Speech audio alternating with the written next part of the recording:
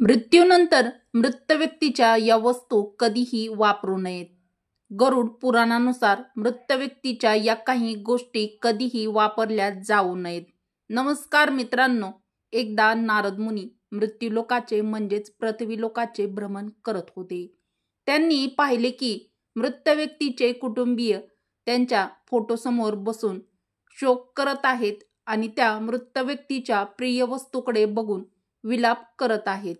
नारदजींच्या मनात प्रश्न निर्माण झाला की त्या मृत व्यक्तीच्या या प्रिय वस्तूंचं काय करावं आणि या प्रिय वस्तू मृत व्यक्तीच्या इतरांनी वापरावेत का आणि त्या मृत व्यक्तीच्या वस्तूंचं नेमकं काय करायला हवं. मग या प्रश्नाची उत्तरे मिळावी यासाठी नारद मुनी यमलोकात निघून जातात. यमराज नारद मुनींना म्हणतात, हे देवर्षी, तुमच्या येण्याने मी धन्य झालो आहे. मला सांगा, आज तुमचे यमलोकात येण्याचे काय प्रयोजन काय आहे. यमराजाचे हे बोलणे नारद मुनी शांतपणे हसत ऐकून घेतात. यमराज विचार करू लागतात, हे देवर्षी, तुझे यमलोकात येण्याने मी धन्य झालो आहे. मला आता सांगा, आज तुमचे यमलोकात येण्याचे नक्कीच काय प्रयोजन आहे. काहीतरी नक्कीच महत्वाचे कारण असावे. तेव्हा देवर्षी म्हणतात, हे धर्मराज, माझ्या मनात काही प्रश्न आहेत जे मी तुम्हाला विचारण्यासाठी आलो आहे. कृपया माझी ही शंका दूर करा.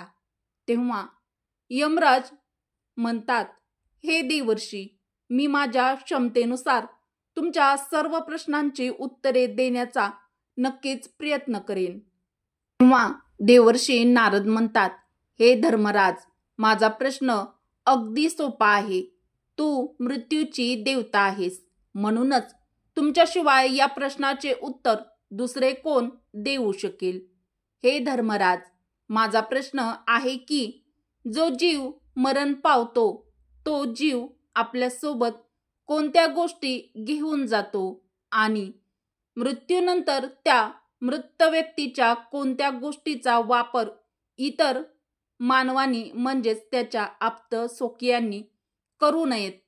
त्यावर यमराज म्हणतात, हे नारदजी, तू अगदी योग्य प्रश्न विचारला आहेस. मानवजातीच्या कल्याणासाठी तुम्ही विचारलेल्या प्रश्नाची उत्तरे मी तुम्हाला नक्कीच सांगेल. पण या प्रश्नाची उत्तरे जाणून घेण्यासाठी मी तुम्हाला एक अतिशय पवित्र कथा सांगतो. ही कथा तुम्ही शेवटपर्यंत काळजीपूर्वक ऐकल्यानंतरच तुम्हाला तुमच्या सर्व प्रश्नांची उत्तरे मिळतील. जो कोणी ही कथा लक्षपूर्वक आणि शेवटपर्यंत ऐकेल, मी त्याचे 32 गुन्हे माफ करतो. तेव्हा देवर्षी म्हणतात, हे धर्मराज, ठीक आहे, मी ती कथा पूर्ण लक्ष देऊन शेवटपर्यंत ऐकेन. तेव्हा यमराज सांगतात, एकेकाळी प्राचीन वैराग्यपुरी नगरामध्ये एक गरीब धर्मानंद नावाचा ब्राह्मण राहत होता. धर्मानंद ब्राह्मण यांनी वेद आणि धर्मग्रंथाचा खूप सखोल अभ्यास केला होता, परंतु त्यांनी कधीही पैसे कमावण्यासाठी त्यांच्या ज्ञानाचा गैरवापर केला नाही.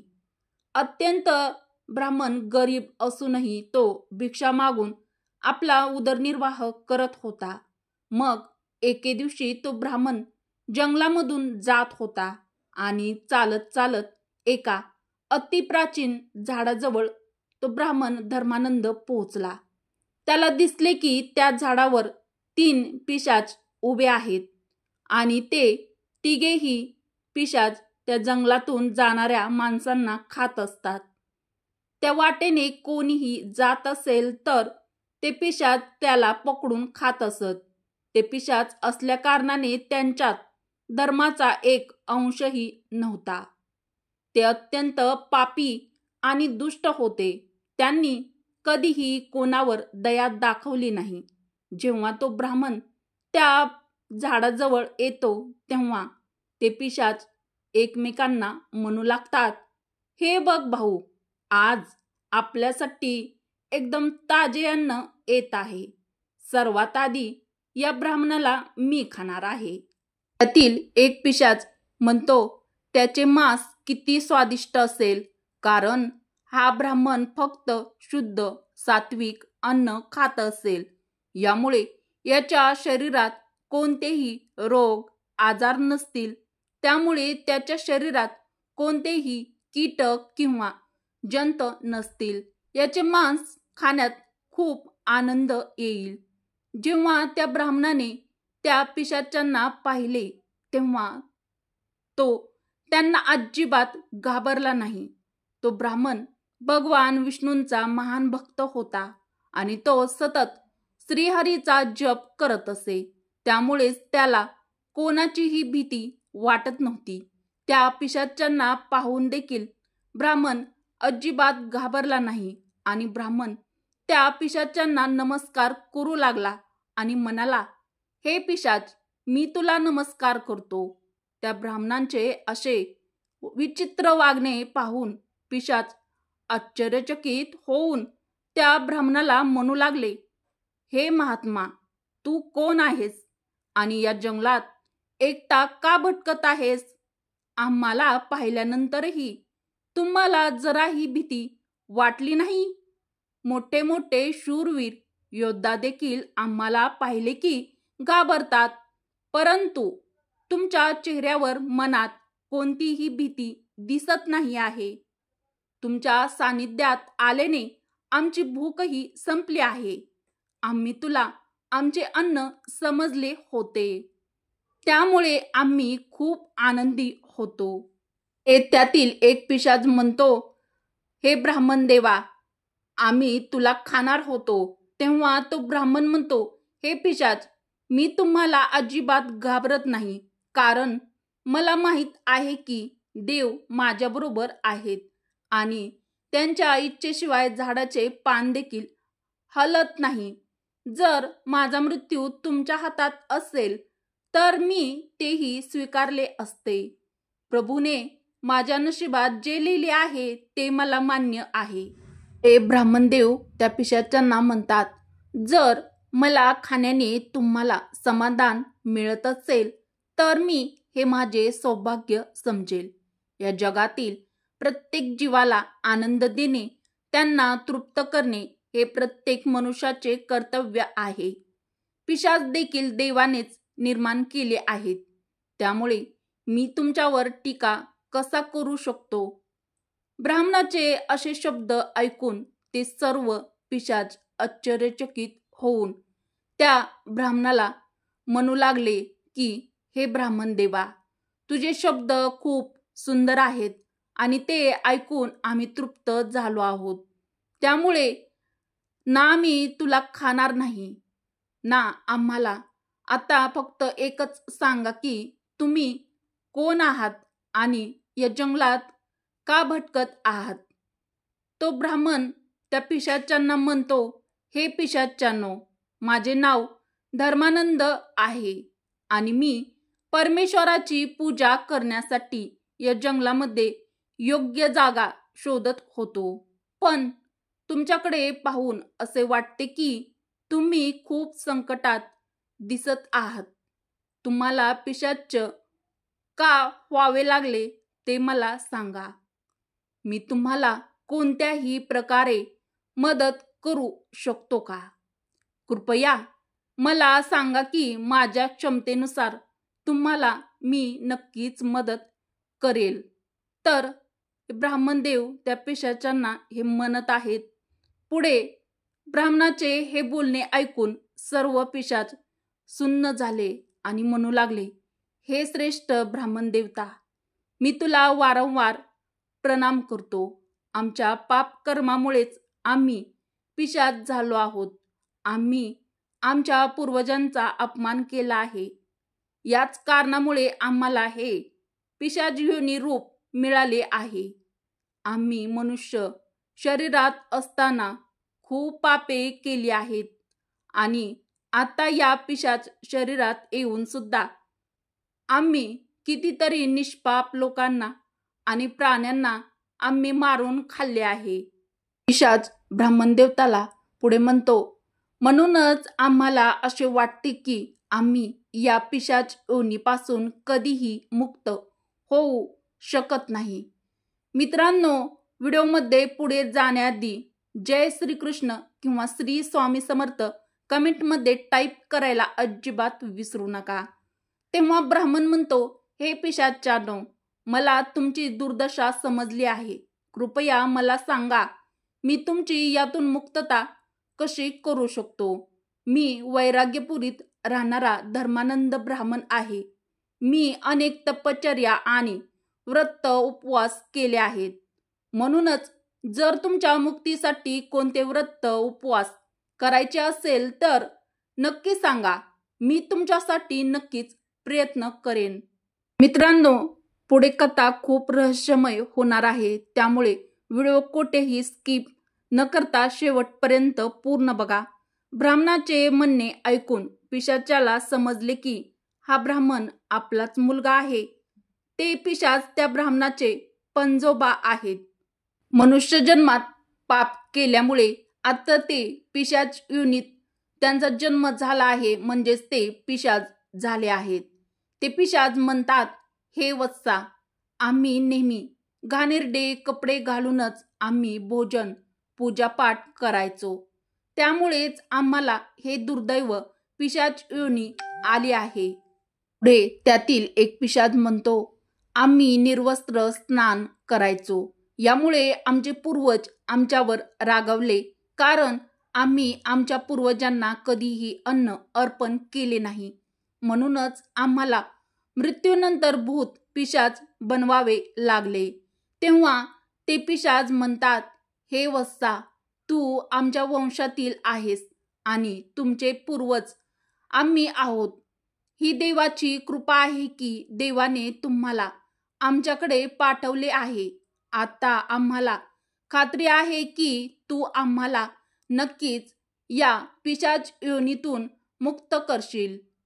तर पिशाचांचं हे सर्व बोलणं ऐकल्यानंतर पुढे त्यातील दुसरा पिशाच म्हणतो, हे वत्सा, तू आता जो काही आमच्या उद्धारासाठी उपाय काही कर.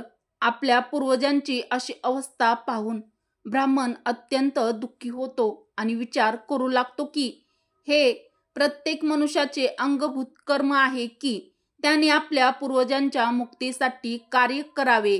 तो ब्राह्मण त्या राक्षसांना वचन देतो आणि म्हणतो, हे पिशाचानो, तुमच्या उद्धारासाठी मी नक्कीच उपाय करीन. ते धर्मानंद ब्राह्मण मनामध्ये विचार करत असतात की आपल्या पूर्वजांना या पिशाच योनीतून मुक्त करण्यासाठी काय करावे. मग तो ब्राह्मण ऋषी कश्यप यांच्याकडे जातो आणि त्यांना आपल्या पितरांच्या उद्धारासाठी उपाय विचारतो. कश्यप ऋषी सांगतात की पितरांच्या उद्धारासाठी ब्राह्मणांनी तर्पण, श्राद्ध, पिंडदान याबद्दल सांगतात. मग तो ब्राह्मण पवित्र नदीच्या काठी जातो आणि कश्यप ऋषींनी सांगितल्याप्रमाणे आपल्या पूर्वजांसाठी सर्व कामे, सर्व विधी करतो. तो प्रथम नदीच्या पवित्र पाण्याने तर्पण करतो. नंतर नदीच्या काठावर बसून तो पिंडदान करतो आणि त्याला जमेल तसे तो दान करतो. अशा प्रकारे त्या ब्राह्मणाकडून तर्पण, पिंडदान आणि दान केल्याने ते सर्व पिशाच मुक्त होऊन स्वर्गाकडे जाऊ लागतात. तेव्हा धर्मराज म्हणजेच यमराज देवर्षी नारदांना म्हणतात, हे देवर्षी, म्हणूनच माणसाने कधीही घाणेरडे कपडे घालू नयेत. म्हणजेच घाणेरडे, मळके, फाटलेले कपडे घालू नयेत. दुसऱ्याचे उष्टे, जमिनीवर पडलेले, दुसऱ्यांनी ओलांडलेले जेवण, तसेच पितरांना जेवण अर्पण करता केलेले जेवण उच्चिष्ट भोजन मानले जाते. तर जीवनामध्ये हे भोजन किंवा हे जेवण कधीच मनुष्याने करू नये. राज पुढे म्हणतात, हे देवर्षी, आता मी तुम्हाला त्या वस्तूबद्दल सांगणार आहे जो कोणत्याही मनुष्याने एखाद्या मृत व्यक्तीच्या गोष्टी वापरल्या नाही पाहिजेत. हे देवर्षी, या जगात जन्म घेतल्यानंतर मनुष्य अनेक सुखाकडे आकर्षित होतो आणि मृत्यूनंतरही त्याची त्या गोष्टीबद्दलची ओढ सुटत नाही. जोपर्यंत मनुष्य प्रापंचिक गोष्टीची आसक्ती सोडून देवाला पूर्णपणे अंगीकारत नाही, तोपर्यंत तो वेगवेगळ्या जन्मात जन्म घेऊन पृथ्वीवर भटकत राहतो. कधी कधी आसक्ती इतकी असते की मृत्यूनंतरही तो या पृथ्वी तलावर फिरत राहतो, म्हणजेच भटकत राहतो. म्हणजेच तो भूताचे म्हणजेच पिशाच रूप धारण करतो. जर एखाद्या व्यक्तीचा अकाली मृत्यू झाला असेल तर तो पिशाच जगात जातो आणि पिशाच बनून तो स्वतःच्या कुटुंबातील सदस्यांना त्रास देऊ लागतो. अनेक वेळा मनुष्य आपल्या मृत व्यक्तीच्या काही वस्तू, त्याच्या आठवणी स्वतःजवळ ठेवून घेतात किंवा त्या वस्तूचा ते उपयोग देखील करतात.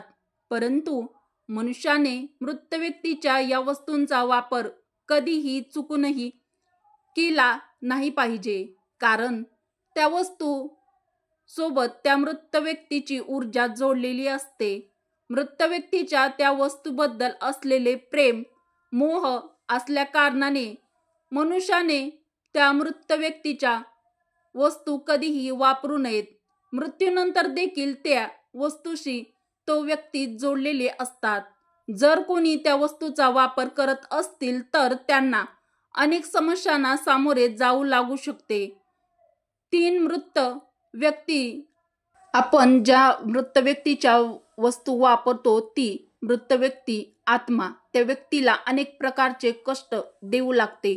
म्हणूनच मनुष्याने मृत व्यक्तीच्या वस्तूंचा वापर केला नाही पाहिजे. तर पुढे यमराज देवर्षींना म्हणतात, मनुष्याने मृत व्यक्तीच्या वस्तू घरात सांभाळून ठेवल्या तरी चालेल किंवा त्या वस्तूंना नदीच्या प्रवाहामध्ये सोडून देऊ शकता. मृत व्यक्तीच्या आत्मशांतीसाठी त्याच्या प्रिय वस्तू तुम्ही दान देखील करू शकता आणि हे अत्यंत शुभ मानले जाते. तर पुढे यमराज देवर्षींना म्हणतात, हे देवर्षी, यातील पहिली वस्तू म्हणजे मृत व्यक्तीचे कपडे आहे. मृत व्यक्तीचे कपडे कधीही वापरू नयेत, चुकूनही ते परिधान करू नयेत. असे केल्याने मृत व्यक्तीचा आत्मा त्याच्या कपड्याचा वापर करणाऱ्या व्यक्तीशी जोडला जातो, ज्यामुळे व्यक्ती मानसिक आणि शारीरिक दृष्ट्या दुर्बल देखील होते. त्या व्यक्तीलाही आपल्या मृत कुटुंबातील सदस्यांची ऊर्जा जाणवू लागते. त्यामुळे मृत व्यक्तीचे कपडे कधीही घालू नयेत. मृत व्यक्तीचे कपडे नेहमी दान करावे, ज्यामुळे त्याच्या आत्म्याला शांती मिळते. तर मृत व्यक्तीचे हे कपडे म्हणजे त्याला खूप प्रिय असतात, त्यामुळे मृत व्यक्तीचे कपडे कधी चुकूनही घालू नयेत किंवा वापरू नयेत. दुसरी गोष्ट म्हणजे मृत व्यक्तीचे दागिने. त्याच्या कपड्याप्रमाणेच मृत व्यक्तीचे दागिने देखील त्याच्या ऊर्जेचा स्रोत आहेत. मृत व्यक्तीची त्याच्या दागिन्यांची असलेली ओढ कपड्यापेक्षा कितीतरी पटीने जास्त असते, कारण प्रत्येक व्यक्ती स्वतःला सुंदर दिसण्यासाठी दागिने घालतो. परंतु जेव्हा एखादा व्यक्तीचा मृत्यू होतो आणि त्याचे दागिने इतर कोणी परिधान करतात, तेव्हा मृत व्यक्तीच्या आत्म्याला अस्वस्थता वाटू लागते. तो आत्मा त्या व्यक्तीला त्रास देऊ लागतो. मोक्षाच्या मार्गावर जाण्याऐवजी आत्मा या नश्वर जगात स्वतःच्या कुटुंबातील सदस्यांना म्हणजे त्याचे जो दागिने परिधान करतो त्या व्यक्तीला त्रास देऊ लागतो. म्हणून मृत व्यक्तीचे दागिने कधीही चुकूनही वापरू नयेत. ते यमराज म्हणतात, हे देवर्षी, पुढील तिसरी वस्तू आहे म्हणजेच मृत्यूनंतर एखाद्या व्यक्तीची जपमाळ. त्या व्यक्तीची जपमाळ जिवंत व्यक्तीने कधीही परिधान करू नये. त्याची माळ पवित्र नदीच्या पाण्यात विसर्जित करावी.